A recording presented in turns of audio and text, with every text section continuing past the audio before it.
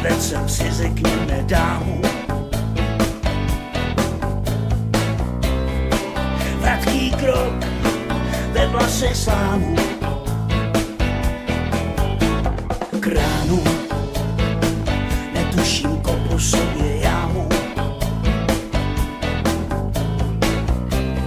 Když jsem řekl, že na ní pošlu mámu. Sedli si spolu v naší kuchyni, počáteční rozpaky spláchly vodkou.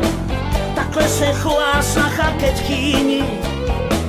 Ťukli si plácli nad mou fotkou.